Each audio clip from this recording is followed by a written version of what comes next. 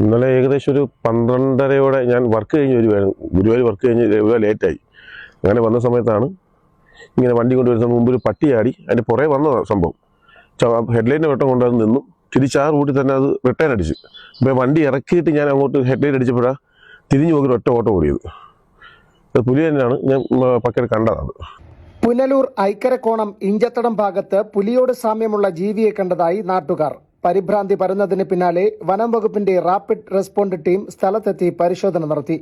തിങ്കളാഴ്ച രാത്രി 12 മണിയോടെ ഇഞ്ചത്തടം റോഡിലൂടെ കാറിൽ സഞ്ചരിക്കുകയായിരുന്ന പ്രദേശവാസിയായ സന്തോഷാണ് പുലിയോട് സാമ്യമുള്ള ജീവിയെ ആദ്യം കണ്ടത്.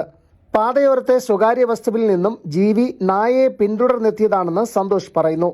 സന്തോഷ് വിവരമറിയിച്ചതിനെ തുടർന്ന് കൂടുതൽ ആളുകൾ സ്ഥലത്തെത്തി തിരച്ചിൽ നടത്തിയെങ്കിലും അസ്വാഭാവികമായി ഒന്നും കണ്ടെത്താൻ കഴിഞ്ഞില്ല. ആശങ്കയെ തുടർന്ന് പ്രദേശവാസികൾ വനം വകുപ്പിന് വിവരം കൈമാറി. തുടർന്ന് ചൊവ്വാഴ്ച രാവിലെ അഞ്ചലിൽ നിന്നും വനം വകുപ്പിന്റെ RRT സംഘം സ്ഥലത്തെത്തി പരിശോധന നടത്തി. പ്രദേശത്ത് കണ്ട കാൽപ്പാടുകൾ നിരീക്ഷിക്കുകയും സ്ഥലവാസികളിൽ നിന്നും വിവരങ്ങൾ ശേഖരിക്കുകയും ചെയ്തു. വിശദമായ പരിശോധനയിൽ ഈ ഭാഗത്ത് കണ്ടത് വള്ളിപ്പൂച്ച ഇനത്തിൽപ്പെട്ട ജീവിയാണെന്ന നിഗമനത്തിലെത്തി. സമാന രീതിയിൽ ഏതെങ്കിലും ജീവികളുടെ സാന്നിധ്യം കണ്ടെത്തിയാൽ ഉടൻ തന്നെ വനം വകുപ്പിനെ വിവരമറിയിക്കണമെന്നും നിലവിൽ ജനങ്ങൾ ഭീതിയിലാകേണ്ട സാഹചര്യമില്ലെന്നും വനം വകുപ്പ് അധികൃതർ വ്യക്തമാക്കി. ദിവസങ്ങൾക്ക് മുന്നേ പുനലൂർ നഗരസഭാ പ്രദേശത്തെ നെടുങ്കയമ്പാടിൽ കൂനംകുഴി ഭാഗത്തും സമാനമായ പരിഭ്രാന്തി പരന്നിരുന്നു. തുടർന്ന് സ്ഥലത്ത് വനം വകുപ്പ് ക്യാമറ സ്ഥാപിച്ച് പരിശോധന തുടരുകയാണ്. എന്നാൽ ഈ ഭാഗത്ത് കണ്ടതും വള്ളിപ്പൂച്ചയാണെന്നാണ് വനം വകുപ്പിന്റെ വിലയിരുത്തൽ.